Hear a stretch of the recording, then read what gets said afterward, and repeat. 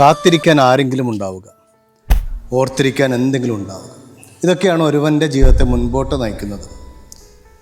ഈശോ പറഞ്ഞതൊക്കെയും ഓർത്ത് അവൻ്റെ ചെയ്തികളെക്കുറിച്ച് ചിന്തിച്ച് അവനെ കാത്തിരിക്കുന്ന ഒരു പറ്റം മനുഷ്യരുടെ പ്രതീക്ഷകൾക്കുള്ള ഉത്തരവാണ് ഈശോയുടെ വരും.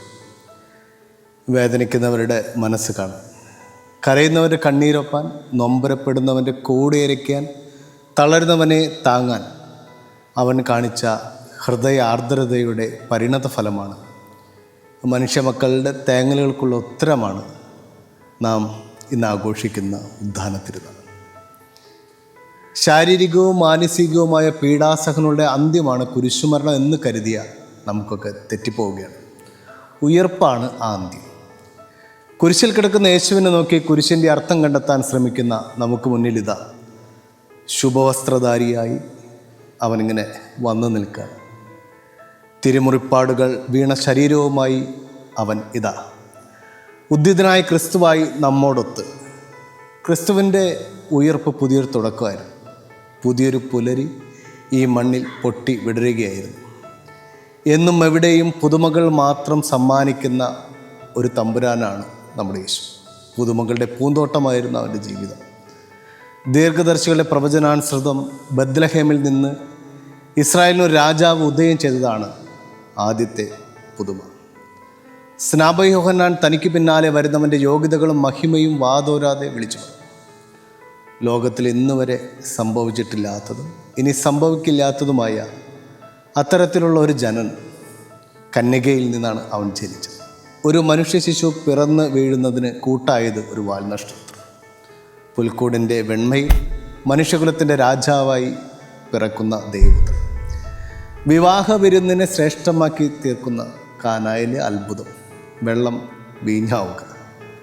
ആർക്കും തിന്മ ചെയ്യാതെ നന്മ ചെയ്ത് ചുറ്റി നടന്ന് ഒരു ദൈവം, ജീവനേകിയവൻ, മരിച്ചവനെ ഉയർപ്പിച്ചവൻ.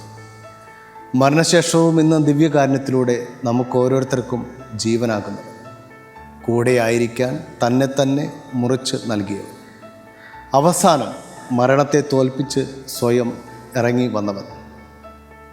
ഒരു ഫ്ലവറിങ് ക്രോസ് എന്നുള്ളൊരു ആചാരമുണ്ട്. അതായത് ഈ ദുഃഖവെള്ളിയാഴ്ച ഉപയോഗിച്ച അതേ കുരിശ് വാസ്തവത്തിൽ കുരിശ് രൂപമില്ലാത്തൊരു കുരിശാണ്. അത് കർത്താവിൻ്റെ കുരിശുമരം എന്നാണ് അറിയപ്പെടുന്നത്. ആ കുരിശിൽ പൂക്കൾ കെട്ടി അലങ്കരിച്ച് ആ പൂക്കളുടെ ആകൃതിയിൽ ഈ കുരിശിനെ ആക്കും. ഇതിനെയാണ് ഫ്ലവറിങ് ക്രോസ് എന്ന് പറയുന്നത്. ഏകദേശം 6-ാം നൂറ്റാണ്ട് മുതലുള്ള പാരമ്പര്യമാണ്. ദേവാലയങ്ങളിൽ, പ്രത്യേകിച്ച് പാശ്ചാത്യ നാടുകളിലൊക്കെ ഈ ഫ്ലവറിങ് ക്രോസ് നമുക്ക് കാണാനായിട്ട് പറ്റും. നമ്മുടെ കുരിശുകളെ, നമ്മുടെ സങ്കടങ്ങളെ എല്ലാം പുഷ്പങ്ങളാക്കി മാറ്റണമെന്നുള്ള വലിയ ചിന്തയാണ് ഇതിലൂടെ പങ്കുവയ്ക്കുന്നത്. പ്രത്യാശയുടെ ഒരു അടയാളമാണ് പുഷ്പിത കുരിശ്. അതുകൊണ്ട് പ്രിയമുള്ളവരെ, കർത്താവിൻ്റെ ഉയർപ്പ് നമ്മുടെ ജീവിതത്തിൽ പേറുന്ന ഒരു യാഥാർത്ഥ്യമാക്കി ഈശോയുടെ പ്രത്യാശയുടെ സന്ദേശം പകരുന്ന പ്രത്യാശയുടെ ദൂതന്മാരായി തീരുവാൻ, ഉയർപ്പിൻ്റെ സുവിശേഷം എങ്ങും പ്രഘോഷിക്കുവാനുള്ള കൃപയ്ക്ക് വേണ്ടി പ്രാർത്ഥിച്ചുകൊണ്ട് ഈ മഹത്തായ ദിനത്തിലേക്ക് നമുക്ക് എടുക്കാം. സ്ത്രീയെ, നീ എന്തിന് കരയുന്നു? ഇത് കർത്താവിൻ്റെ ഒരു ചോദ്യമാണ്. എന്ത് പ്രശ്നമുണ്ടെങ്കിലും പരിഹാരമുണ്ടല്ലോ.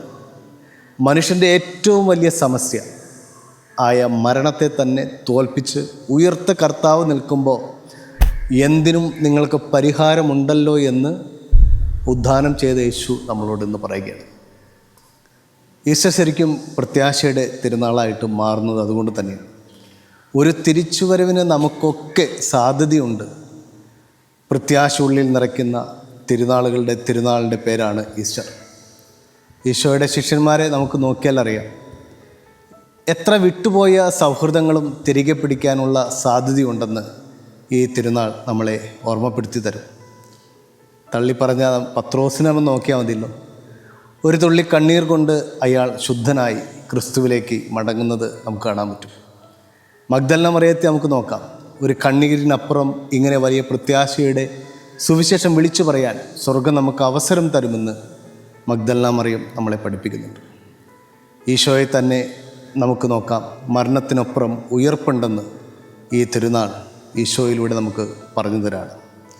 നമ്മളിലേക്കൊന്ന് തിരിഞ്ഞാൽ ഈ കല്ലറയിലെ രൂക്ഷഗന്ധമുണ്ട്. നാം ചിലപ്പോഴൊക്കെ ചെന്നുപെട്ടിരിക്കുന്ന, അകപ്പെട്ടു പോയ സകലമാന രൂക്ഷഗന്ധങ്ങൾ നിറഞ്ഞ തണുത്തുറഞ്ഞ ജീവിതത്തിൻ്റെ അനുഭവമാണ്. ചത്തടിഞ്ഞുപോയ തകർച്ചകളുടെ കഥകളൊക്കെ മാറ്റി പുതിയ വീര്യമുള്ള ഉയർപ്പ് കഥകൾ കൊണ്ട് നമ്മുടെ ഹൃദയം നിറയണം.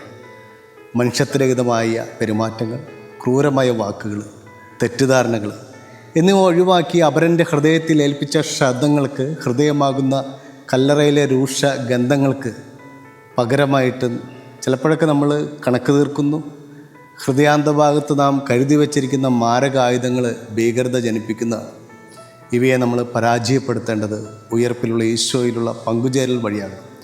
വാശി, വൈരാഗ്യം, വെറുപ്പ്, വിദ്വേഷം, അസൂയ, അഹങ്കാരം എന്നീ മാരകായുധങ്ങൾ നമ്മൾ നശിപ്പിക്കണം. ഇരുട്ടറകൾ കല്ലറയിലല്ല, കഠിനാതുരമായ മനുഷ്യ ഹൃദയങ്ങളിലാണ്. ഇരുട്ടിലേക്ക് ഇറങ്ങിപ്പോകുന്ന യൂദാസ് മരണത്തെ പുൽകുമ്പോൾ, ഇരുട്ടിലേക്ക് ഇറങ്ങിപ്പോകുന്ന മഗ്ദലന മറിയം ജീവനെ പുൽകുന്നു. രണ്ടും തമ്മിലുള്ള വിശ്വാസം, ഒന്ന് ക്രിസ്തുവിനെ വിട്ടുപോകുന്നു, ഒന്ന് ക്രിസ്തുവിനെ തേടിപ്പോകുന്നു. മരണവും ജീവനും നിൻ്റെ മുൻപിലുണ്ട്. നമ്മുടെ തെരഞ്ഞെടുപ്പുകളാണ് ഏതു വേണം എന്ന് നിശ്ചയിക്കുന്നത്. മറ്റൊരു ചിന്ത, ഉദ്ധാനം ചെയ്തവനെ കണ്ടവരെല്ലാം ഈ ജീവിതത്തിൽ തന്നെ ഉദ്ധാനം അനുഭവിക്കുന്നു. ഉദ്ധാനം ചെയ്തവനെ നോക്കിയവരുടെ ജീവിതത്തിൻ്റെ സങ്കടങ്ങൾ ഒഴിഞ്ഞു പോകുന്നത് നമുക്ക് കാണാനായിട്ട് പറ്റും.